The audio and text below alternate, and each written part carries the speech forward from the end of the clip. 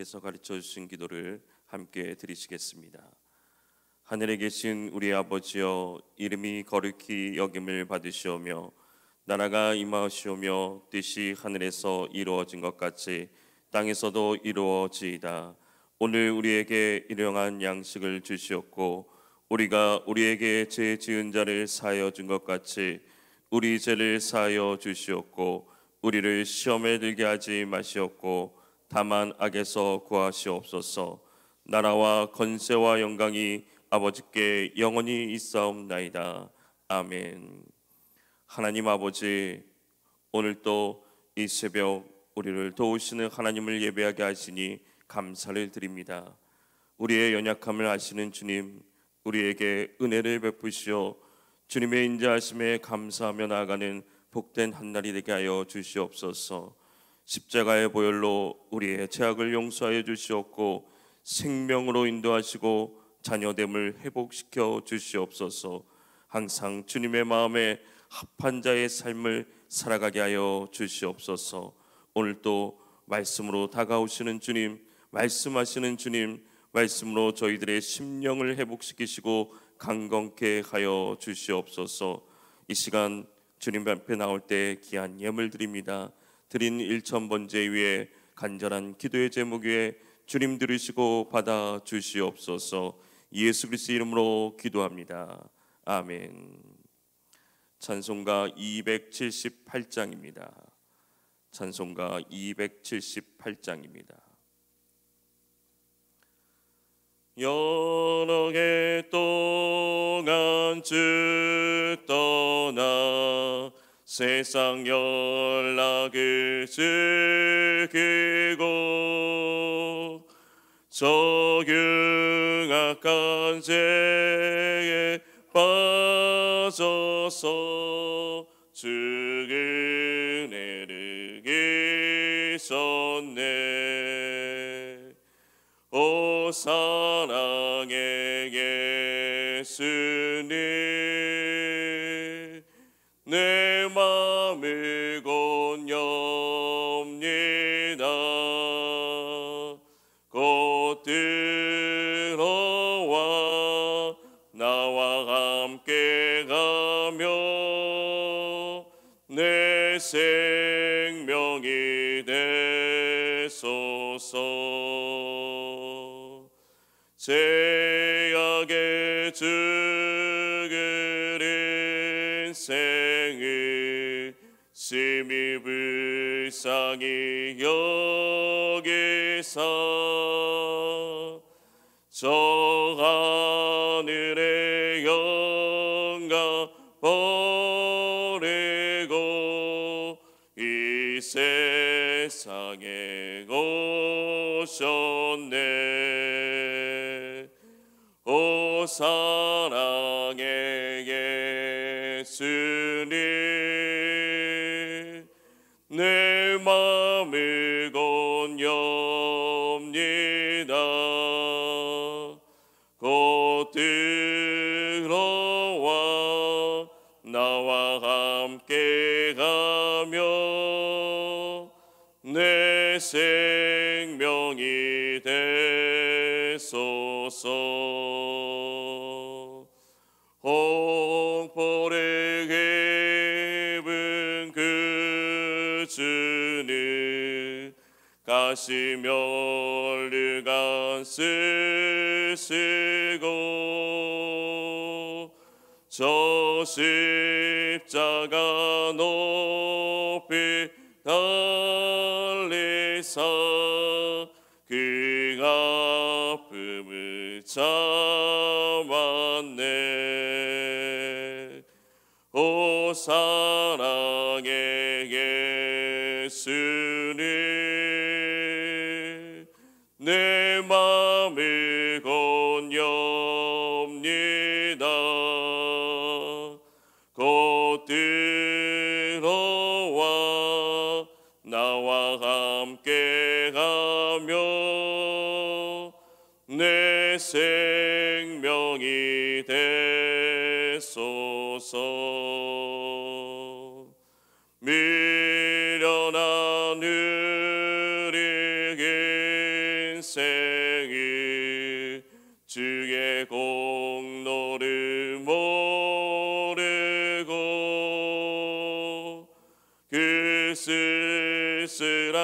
삼아 가는데 늘 헤매고 다녔네. 오 사랑의 예수님,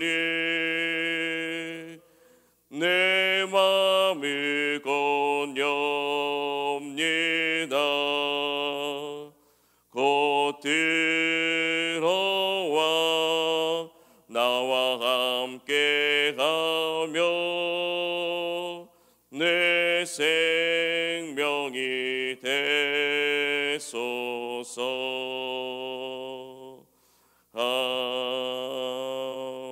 아멘. 하나님의 말씀은 마태복음 9장 35절에서 36절 말씀입니다. 신약성경 14면 마태복음 9장 35절에서 36절 말씀을 함께 읽겠습니다.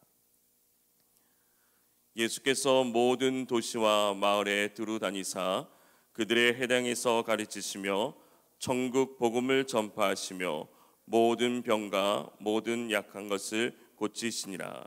무리를 보시고 불쌍히 여기시니 이는 그들이 목자 없는 양과 같이 고생하며 기진함이라. 아멘. 오늘 하루도 주님이 주시는 능력으로 승리하시기를 주님의 이름으로 축복합니다. 5월 성품의 주제인 포용은 남을 너그럽게 받아들이는 것이나 감싸주고 덮어주는 것을 말합니다. 품성의 성숙도가 서로 다른 사람들을 받아들이는 것, 다시 말하면 포용은 지혜가 없거나 미성숙한 사람들을 용납하고 그들이 하나님의 길을 깨닫고 따르기를 기도하는 것입니다. 올 한 달 예수님의 그 성품 포용이 우리 안에도 가득하기를 주님의 이름으로 소망합니다. 오늘 포용 안에서 소주제인 말씀은 하나님이 주시는 능력으로 근본적 필요를 본다입니다. 우리가 함께 읽은 말씀은 예수님께서 이 땅에서 행하신 핵심적인 사역을 오늘 말씀을 해서 언급하고 있습니다. 만약 우리가 예수님이 이 땅에 오신 목적이 무엇인가라고 묻는다면 우리는 망설임 없이 예수님은 세상 사람들을 구원하시기 위해 이 땅에 오셨다라고 대답할 것입니다. 특별히 복음서 가운데서 요한복음을 통해 이 세상에 영생과 생명을 주시기 위해 오신 예수 그리스도를 수없이 발견할 수 있습니다. 그런데 누군가가 예수님께서 이 땅에 오셔서 하신 일들이 구체적으로 무엇입니까? 라고 묻는다면 잠시 우리는 머뭇거릴지도 모릅니다. 왜냐하면 예수님께서 이 땅에 오셔서 3년간 그 짧은 공생의 기간 동안 하신 일들이 너무나도 많기 때문입니다. 그러나 오늘 말씀은 예수님께서 3년 동안 하셨던 그 일들을 일목요연하게 정리해주고 있습니다. 예수님께서 하셨던 세 가지 핵심 사역이 무엇입니까? 가르치시며 전파하시며 고치셨던 것입니다. 예수님은 모든 도시와 마을을 두루 다니시면서 사람이 많이 있는 큰 성이든지 아니면 작은 시골 마을이든지 제한을 두지 않고 두루두루 복음을 전파하셨습니다. 오늘 본문인 35절 말씀을 보면 예수님께서 모든 도시와 마을에 두루 다니사 그들의 회당에서 가르치시며 천국 복음을 전파하시며 모든 병과 모든 약한 것을 고치시니라. 예수님 먼저 가는 곳마다 회당에서 사람들을 가르치셨습니다. 유대인들의 마을마다 있었던 그 회당은 늘 사람들로 북적거리기 때문에 하나님의 말씀을 가르치기에 적합한 곳이었습니다. 그러나 예수님께서 회당에서만 말씀을 가르쳤냐? 때로는 거리에서도, 때로는 산에서, 바닷가나 일반 가정집 등에서 사람들이 있는 장소라면 가리지 않고 찾아가셔서 그들을 가르쳤습니다. 예수님의 가르침에 중요한 것은 장소가 아니라 바로 예수님께서 가르쳤다는 사실입니다. 이렇게 예수님은 말씀을 가르치는 사역과 천국 복음을 전파하셨습니다. 예수님께서 공생의 사역을 시작하시면서 제일 먼저 선포하셨던 것이 무엇이었습니까? 마가복음은 예수님이 시험을 받으시고 나서 공생의 사역을 시작하면서 제일 처음 하신 말을 이렇게 기록하고 있습니다. 요한이 잡힌 후 예수께서 갈릴리에 오셔서 하나님의 복음을 전파하여 이르시되 때가 찼고 하나님의 나라가 가까이 왔으니 회개하고 복음을 믿으라 하시더라. 이처럼 사역을 시작하면서 처음 외치신 것도, 그리고 부활하시고 40일 동안 땅 위에 머물러 계시면서 마지막 순간까지 증언하셨던 내용의 전부가 하나님의 나라에 관한 것이었습니다. 왜 예수님께서 그토록 천국에 대한 말씀을 많이 하셨겠습니까? 천국은 반드시 있기 때문입니다. 우리의 천국의 시민권을 가진 자들로서 흔들림 없는 구원의 확신을 가지고 천국을 증거할 때 성령께서는 분명히 역사하시는 것입니다. 오늘 하루도 천국의 소망을 품고 전하는 저와 여러분이 되시기를 주님의 이름으로 소망합니다. 예수님은 가르치시고 전파하실 때 또한 모든 병과 모든 약한 것을 고치셨다고 말씀합니다. 35절 하반절 말씀을 다시 한번 보면 해당에서 가르치시며 천국 복음을 전파하시며 모든 병과 모든 약한 것을 고치시니라 라고 말씀합니다. 예수님이 가는 곳마다 언제나 많은 병자들이 모여들었고 그때마다 예수님은 그들의 병을 고쳐주셨습니다. 마태복음 8장과 9장 말씀은 병을 고치시는 예수님에 대한 사역에 대한 이야기가 많이 나오고 있습니다. 8장에서는 나병 환자를 고치시고 백부장의 하인을 고치시고 귀신 들린 두 사람을 고쳐주셨습니다. 9장 말씀에서도 중풍병자를 고치시고 12의 혈혈증 아니었던 그 여인을 고치시고 이미 죽은 야이로의 딸도 살리셨습니다. 그리고 맹인의 눈을 뜨게 하시고 귀신 들려서 말 못하는 사람에게 귀신을 쫓으시고 말을 하게 하셨습니다. 한마디로 병 고침의 역사가 예수님의 가시는 곳마다 나타났다는 사실입니다. 이처럼 예수님이 천국 복음을 가르치신 것과 예수님의 그 치유 사역은 밀접하게 연관되어 있는 것입니다. 단순히 예수님의 치유 능력을 드러나기 위한 목적이 아니라 이런 능력을 가지신 예수님이 누구이며 그가 궁극적으로는 구원의 복음을 알리고자 하는 목적을 가지고 있다는 사실을 알리기 위함이라는 사실입니다. 치유의 행위는 가시적으로 드러나는 것이지만은 그 일을 통해서 이루고자 하시는 일은 천국 복음의 전파였습니다. 예수님께서 그토록 많은 병자들을 고쳤던 목적은 그 영혼을 어디까지나 천국으로 인도함이었지 병 고치는 일 자체에 있지 않았다는 사실입니다. 슬픔과 눈물과 애통으로 가득 찬 이 땅 위에 고통이 없고 눈물 없는 천국에서의 삶을 보여주신 것이 바로 예수님의 병고침의 목적이었습니다. 예수님이 이처럼 많은 사람들의 필요를 채워주셨습니다. 그 사람들이 무엇이 필요한지 근본적인 모든 필요를 너무나도 잘 알고 계셨던 분입니다. 예수님께서 이들의 근본적인 필요를 잘 아셨던 이유는 불쌍히 여기셨기 때문입니다. 다시 말하면 긍휼히 여기시는 마음이 있었기 때문입니다. 36절 말씀을 다시 한번 보면 무리를 보시고 불쌍히 여기시니 이는 그들이 목자 없는 양과 같이 고생하며 기진합니다. 단순히 감정적인 부분을 말하는 것이 아닙니다. 자신의 죄와 질병으로 인해 고통당하는 이 땅 백성들을 바라보면서 하나님 아버지의 구원하심을 드러내는 것입니다. 그래서 예수님의 마음을 이렇게 표현하고 있는 것입니다. 무리를 보시고 불쌍히 여기시니 이는 그들이 목자 없는 양과 같이 고생하며 기진합니다. 왜 이렇게 불쌍히 여기셨겠습니까? 그 이유는 목자 없는 양의 모습과도 같다라는 것입니다.